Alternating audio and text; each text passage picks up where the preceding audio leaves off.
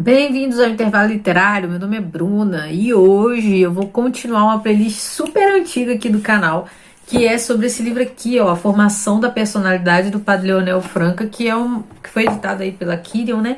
E que já tem mais de ano já que essa playlist tá aqui no canal e eu resolvi terminar de ler esse livro. Então eu vou alimentar a playlist e aí quem quiser fazer, né, a leitura compartilhada comigo desse livro, é só comprar o livro, ou se você tem em casa, começar a ler, porque eu tô indo na página 57, né, o vídeo de hoje vai até a página, deixa eu ver aqui, até a página 83, então tá tranquilo, né, 100 páginas aí praticamente, você já me acompanha. E hoje eu vou usar aqui 3 artigos dele para falar sobre uma questão da educação que é muito legal, que é sobre o direito natural da família de educar e o direito extensivo à escola. E eu confesso que é sempre muito assim desafiador pensar numa escola que seja realmente extensão da educação da família, né? Mas antes da gente começar, eu quero já pedir para você se inscrever no canal, deixar o seu like, depois seu comentário. E também eu queria me desculpar, né, por ter ficado aí tanto tempo sem voltar aqui no canal. A gente terminou agora o desafio 30 em 30, que foi na verdade 28 em 30. Eu não consegui fazer 30 vídeos, mas consegui fazer 28. Deixa eu só desligar. Oi. E foram 28 vídeos muito legais. Não estão os 28 aqui no canal, tem 12 vídeos que estão para membros, que foi a playlist, né, sobre os graus da humildade. Mas eu acho que deu para cumprir bem. Deu para cumprir bem, assim, né, 28 em 30. Acho que ficou bem legal, gostei bastante. Eu queria fazer um vídeo comentando os comentários que deixaram lá no 30 em 30, mas eu acho que é melhor não. Se você quiser ver, dá uma olhada lá nos comentários que vocês vão ver as minhas respostas, as respostas das outras pessoas. E sempre tem alguém querendo tretar, né? Sempre tem alguém com raiva, assim, das coisas que a gente fala, ou então dando uma resposta que vale a pena discussão. E aquelas que valiam a pena discussão, eu discuti. E os que não valiam a pena, eu apaguei, né? Aqui esse canal é bem pouco democrático. A pessoa fala, eu não gostei, eu apago, porque se vem me ofender, eu acho que, né, não vale a pena ficar ali com aquele engajamento ali, né, negativo. Mas enfim, vamos entrar no assunto desse livro que eu achei interessante, né? Qual é a primeira pergunta, assim, quem tem o direito de educar? E a resposta do Padre Leonel é óbvio, né? O direito e o dever de educar é da família, ou seja, a criança é responsabilidade da família pelo fato óbvio de que foi a família que deu a vida àquele ser humano. Então não existe ninguém mais responsável pela criança do que a própria família. Então, se ela dá a vida, ela deve levar essa vida à perfeição. Então, ela deve educar e cuidar e nutrir até que essa vida possa, né, andar com as próprias pernas. Isso acontece na natureza de forma muito rápida, porque as lições que uma vaca tem que passar para um bezerro é muito tranquilo, elas são instintivas, né? Ele deve comer e se proteger e tal. E é muito mais rápido. Então, quanto mais coisas a criança tem que aprender, mais essa criança tem que ficar no seio da família. E existe, né, uma pressão sobre a família, uma pressão do Estado contra a família para tirar, né, essa autoridade familiar e alienar, né, a criança da família. Isso a gente viu no Brasil já, né, pessoas falando que a criança é do Estado, a criança não é da família. E olha só o que ele fala: percorram-se os códigos civis de todas as nações cultas, e nele se encontrará explicitamente consagrado o direito-dever inerente à família de educar a prole. É preciso ir à Rússia soviética para encontrar a negação cínica e funesta de um direito unanimemente reconhecido pelo consenso das nações civilizadas. Então, quando você vê aí, né, o Estado tentando tirar da família, ou pessoas querendo usar o Estado para poder tirar esse direito da família, você pode ter certeza, isso é coisa de maluco, isso é coisa de governo totalitário. tá? Então, a gente vê muito isso com ideologia de gênero, né? Quando não é totalitário que uma pessoa de fora vem ensinar algo ruim para minha família, mas é totalitário que eu queira ensinar a religião para minha família. Isso aconteceu um dia desse lá no Instagram, né? Quem me segue sabe disso. Eu postei uma foto aonde eu digo que na minha família não vai ter espaço para ideologia de gênero. Pronto. Vem uma pessoa e fala, que horror! Como pode, né? Você querer imputar aos seus filhos a sua religião. Falo, você quer imputar ideologia de gênero na minha casa e eu não posso educar o meu filho. Tá bom, então. Ok. Tem alguma coisa muito errada nisso, né? E aí tem o Estado e a escola, né? Como que fica aí esses dois gigantes, né? Em relação à própria criança. Como a família nem sempre tem, né, todos os recursos para poder ensinar a criança, educar a criança em todas essas questões, você tem, né, a escola. E a escola seria ali um auxiliar da família e não o agente principal de educação. O que acontece? A escola é um braço da família. O que a família não pode fazer, a família delega à escola. Então, o profissional de educação, ele não tem poder que não seja dado pelos pais. Isso no mundo ideal de que os pais têm a possibilidade de escolher uma escola que fale o que a família fala, só que a família não tem tempo nem condições de falar, né, de forma integral com a criança. Ela tem que trabalhar, ela não tem condições de fazer aquilo tudo, né?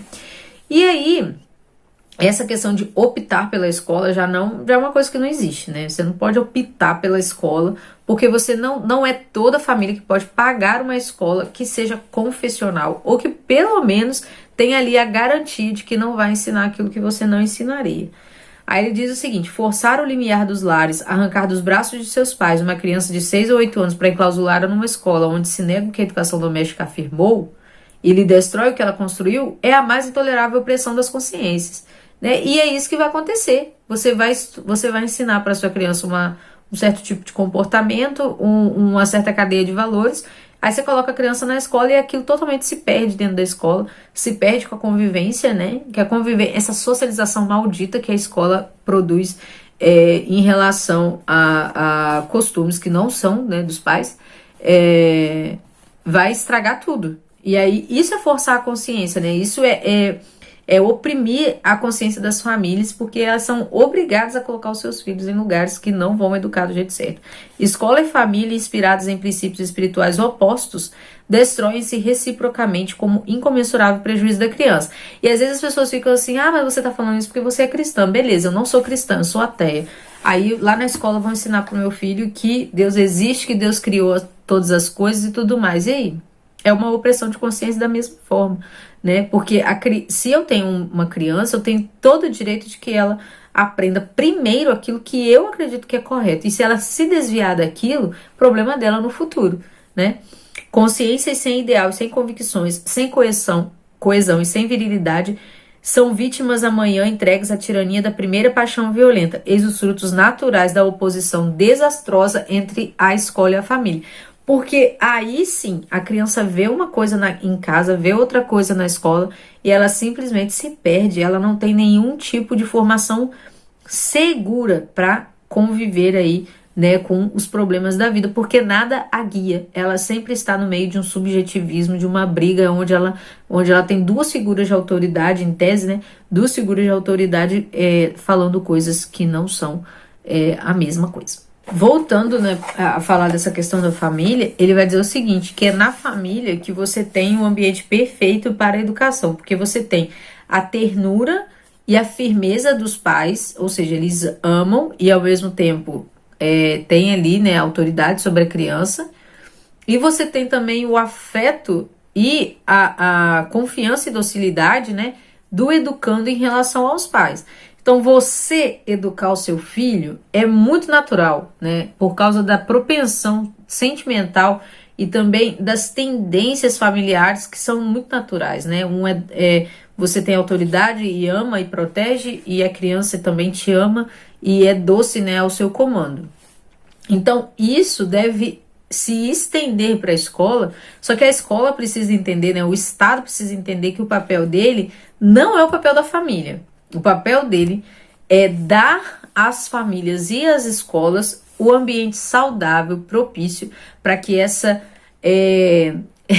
parceria aconteça. Então, qual seria assim, qual que é, Bruno? Então, o movimento perfeito entre Estado, escola e família. É o seguinte, você tem um Estado laico, então você precisa ter escolas para todos os tipos de pessoas. E aí, se você pega, né, o orçamento e divide igualmente entre a confessionalidade da nação, ou pelo menos proporcionalmente, e a toda família vai ter. Então, uma família espírita vai ter a possibilidade de colocar o seu filho numa escola espírita de qualidade pública, né, que está sendo paga ali pelas próprias famílias, né, com imposto. Os cristãos, os protestantes, católicos, que sejam, todos, os ateus, todos vão ter um lugar, né, uma escola para ter isso. Então, esse ambiente propício, que seria, no caso, uma divisão aí proporcional do orçamento da educação para escolas que atendam às variadas famílias, seria um ambiente perfeito de parceria entre escola e família, né? Isso porque, quando você inverte isso, quando o Estado define o tipo de escola para poder modificar a educação familiar, porque todo mundo vai para a mesma escola, aí ao contrário, né? É uma apoteose pagã, ou seja, o Estado vira Deus e a dignidade humana desaparece. Porque se você seguir a dignidade humana, a lógica é essa: a família vai colocar a criança no mundo, essa família tem responsabilidade de educar, e o Estado oferece a extensão da família para a educação das crianças, mas o papel mesmo de educação é da família. E quando elas são antagônicas, isso não existe, né? O Estado toma lugar da família. O próximo assunto, gente, é sobre a laicização, é assim que fala? Laicização da escola e as consequências disso. Como é um assunto que dá para render, eu acho que eu vou cortar o vídeo aqui pra gente falar sobre isso no próximo vídeo, tá bom? Então, eu espero que vocês tenham gostado. Deixem a sua opinião, porque eu adoro esse assunto sobre educação, sobre escola, família e tal, homeschooling. E deixa a sua opinião aqui embaixo e eu prometo que eu respondo se for uma pergunta, né? A gente já ensinei isso aqui, que a gente responde perguntas.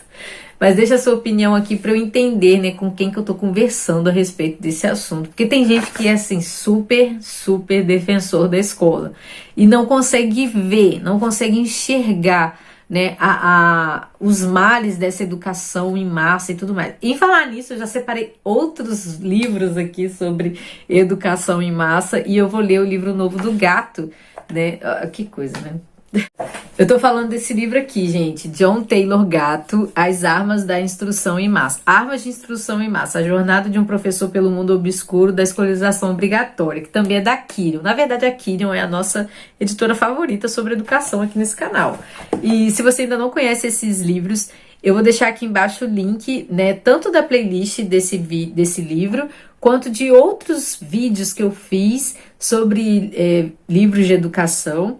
E eu queria que vocês dessem uma olhada também. E se for comprar algum livro desses que eu falei, né, compra pelo link que tá aqui embaixo, que me ajuda muito. Então, tchau, pessoal. Até o próximo vídeo.